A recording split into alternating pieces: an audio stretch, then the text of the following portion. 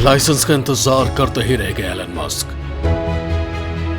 इसरो ने वनवेव के साथ मिलकर कर दिया तगड़ा प्रहार। इसरो के झटके से उबर नहीं पा रहे हैं एलन मस्क। मस्क का हाल देखकर अमेरिका के भी हो गए बोलते बंद। दोस्तों, भारत ने एलन मस्क को ऐसा झटका दिया है कि उनकी पुंगी बच गई है। उन्हें भारत का दाव समझ में नहीं आ रहा है। उनकी ऐसी बैंड पहले किसी ने नहीं बजाई थी। एलन मस्क को दिन में तारे नजर आने लगे हैं और वो मोदी मोदी चिल्लाने लगे हैं। दोस्तों, आखिर इसरो ने ऐसा क्या कमाल कर दिया है कि एलन मस्क के तोते उड़ गए हैं और अमेरिका के भी बोलती बंद हो गई है। इसरो के इस कमाल के बारे में मैं आज आपको इस वीडियो में बताऊंगा, लेकिन उसके लिए आपको मेरे साथ बने रहना होगा और ये वीडियो पूरा देखना होगा। तो चलिए शुरू करते हैं। दोस्तों, एलन मस्क को इसरो ने जो झटका दिया है उसे वो ताउम्र नहीं भूल पाएंगे। उन्हें सोते जागते केवल इसरो के ही सपने आएंगे। आखिर इसरो ने ऐसा क्या कर दिया है कि एलन मस्क की नींद उड़ गई है, आपको बताऊंगा। लेकिन उससे पहले आपको मैं वो बताने जा रहा हूं जिसे सुनकर आप रोमांचित हो जाएंगे। इसरो का रोमांचकारी सफर 2022 में हासिल करेगा कई उपलब्धियां। दोस्तों, इसरो ने अब तक अंतरिक्ष में कई मुकाम हासिल कर लिए हैं और जल्द ही उसका एक और बड़ा सपना पूरा होने वाला है। यह सपना आपसे जुड़ा है। जी हाँ, सही सुना आपने, इसरो का यह सपना आपसे जुड़ा हुआ है। वो कैसे, ये भी बता देता हूं। दरअसल गगनयान को लेकर इसरो का प्रोजेक्ट लगभग पूरा हो चुका है और जल्द ही इसके लॉन्च होने की संभावना है। इसरो के इस काम में उसकी मदद कर रहा है HEC। रांची के यह संस्थान इसरो के हर प्रोजेक्ट में उसकी मदद करता है।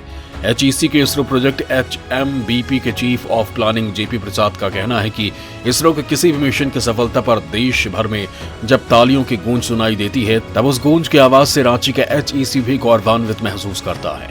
2001 से ही HEC इसरो के कई प्रोजेक्ट्स को बिना किसी डिफेक्ट्स के लगातार पूरा करता आ रहा है। इसरो के डिमांड के मुताबिक 5 प्रोजेक्ट्स को पूरा कर श्रीहरिकोटा भेजा जा चुका है और अब बचे 2 प्रोजेक्ट पर तेजी से काम चल रहा है, जिसे जल्द पूरा कर लिया जाएगा। दोस्तों, इसरो को गगनयान मिशन को लेकर एक बड़ी कामयाबी मिली है। दरअसल लंबे समय से जिस क्रायोजेनिक इंजन का परीक्षण चल रहा था वो सफल हो गया है, जिससे इस मिशन में और तेजी आएगी। हालांकि अभी इसके लिए और परीक्षण भी किए जाएंगे। इसरो ने एक बयान में कहा कि लंबी अवधि का ये सफल परीक्षण मानव अंतरिक्ष कार्यक्रम गगनयान के लिए एक बड़ी उपलब्धि है। ये गगनयान के लिए क्रायोजेनिक इंजन की विश्वसनीयता और मजबूती सुनिश्चित करता है। बयान के अनुसार ये इंजन 4 और परीक्षणों से गुजरेगा जो 1810 सेकंड के होंगे। इसरो ने बताया कि इसके बाद एक और इंजन के 2 छोटी अवधि के परीक्षण होंगे और गगनयान कार्यक्रम के लिए क्रायोजेनिक इंजन गुणवत्ता पर खरा उतरने के लिए एक लंबी अवधि का परीक्षण होगा। इस दिशा में इसरो की टीम तेजी से आगे बढ़ती दिख रही है। आगामी स्वतंत्रता दिवस के मौके पर इसके पूरा होना तय माना जा रहा है। दोस्तों, इसके साथ ही चंद्रमा पर भारत के मिशन का अगला चरण चंद्रयान 3 अगस्त 2022 के लिए निर्धारित है। चंद्रयान 2 मिशन के लगभग 2 साल बाद भारतीय अंतरिक्ष अनुसंधान संगठन इस साल अगस्त महीने में चंद्रयान 3 मिशन को लॉन्च करेगा। चंद्रयान 3 के पिछले चंद्रयान 2 मिशन के करीब 2 सालों बाद लॉन्च किया जा रहा है। इस मिशन को पूरी तरह सफलता नहीं मिल पाई थी। चंद्रयान 2 मिशन का लैंडर और रोवर अपने गंतव्य से कुछ दूरी पर क्रैश हो गया था।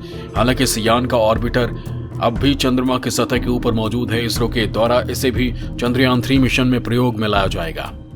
दोस्तों, इसरो ने 2022 के अपने पहले प्रक्षेपण अभियान के तहत धरती पर नजर रखने वाले उपग्रह EOS-04 और 2 छोटे उपग्रहों को PSLV-C52 के जरिए सफलतापूर्वक अंतरिक्ष की कक्षा में स्थापित कर दिया।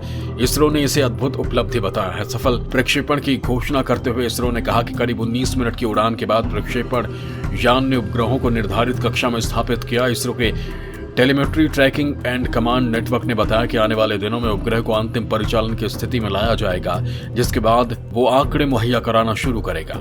इसरो के अध्यक्ष ने प्रक्षेपण के बाद कहा, PSLV-C52 EOS-04 मिशन सफलतापूर्वक पूरा कर लिया गया। प्राथमिक उपग्रह EOS-04 को PSLV-C52 ने बेहद सटीक कक्षा में स्थापित किया और इसके साथ ही उपग्रह इंस्पायर सेट-1 और INS-2DD को भी सही कक्षा में स्थापित किया। दोस्तों, मुझे पूरा भरोसा है कि इसरो की ताजा उपलब्धियों के सफर ने आपको रोमांचित जरूर किया होगा। अब चर्चा करते हैं इसके उस कदम की जिसने अमेरिका को चुप करा दिया है और एलन मस्क को भी तगड़ा झटका दिया है। एलन मस्क इंतजार ही करते रह गए। वनवेब के साथ इसरो ने कर ली बड़ी डील। अमेरिका के भी दिमाग का खोल दिया ताला। दोस्तों, भारत ब्रिटेन के संयुक्त उद्यम उपग्रह संचार कंपनी वनवेब ने गुरुवार को कहा कि वो भारतीय अंतरिक्ष अनुसंधान संगठन के रॉकेट का उपयोग कर अपने उपग्रहों को लॉन्च करेगा। वनवेब के इस ऐलान के बाद एलन मस्क के चेहरे पर हवाइयां उड़ने लगी और अमेरिका की भी बोलती बंद हो गई। दोस्तों, अक्टूबर 2021 में इसरो ने वनवेब के साथ जो करार किया था उसे पूरा करने का वक्त आ गया है। वो करार क्या था, पहले आपको वो बता देता हूँ। दरअसल भारत के दूर दराज क्षेत्रों में डिजिटल सुविधा को बेहतर करने के लिए वनवेब ने इसरो के साथ करार किया था, जिसके तहत भारत के कोने कोने तक संचार सुविधाओं को बेहतर करने का लक्ष्य था।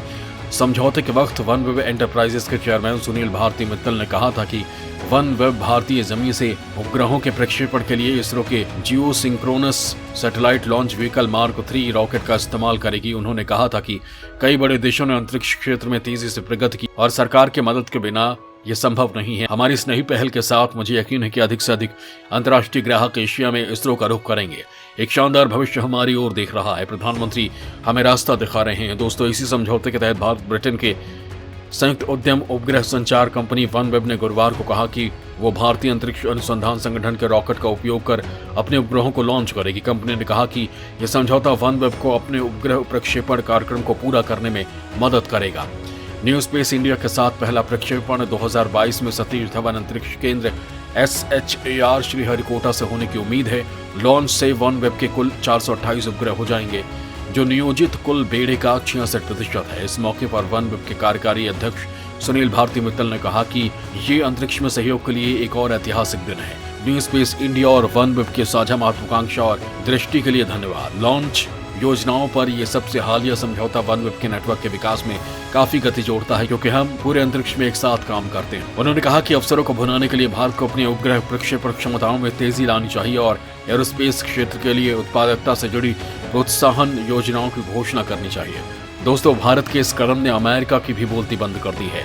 वो समझ गया है कि इसरो के साथ मिलकर वनवेब किस तरह अंतरिक्ष की दुनिया में तहलका मचा रहा है। जहां एक और भारतीय समर्थित कंपनी वनवेब ने एक के बाद एक सैटेलाइट छोड़ना शुरू कर दिए हैं, वहीं एलन मस्क को अभी भारत में सैटेलाइट इंटरनेट देने के लिए लाइसेंस तक नहीं मिला। इतना ही नहीं, एलन मस्क ने जो प्री बुकिंग शुरू की है उस पर भी सरकार के एक बयान के बाद सवाल उठने लगे हैं। सरकार ने साफ कर दिया है कि अभी तक एलन मस्क की कंपनी स्टारलिंक को सैटेलाइट इंटरनेट के लिए लाइसेंस नहीं दिया गया है। दोस्तों, पीएम मोदी के पटके एलन मस्क को समझ में नहीं आ रही। उन्हें आभास भी नहीं था कि भारत उनके साथ इतना बड़ा गेम कर देगा। वो देखते रह जाएंगे और बाद में इसकी सफलता पर ताली बजाएंगे। जय हिंद, जय भारत।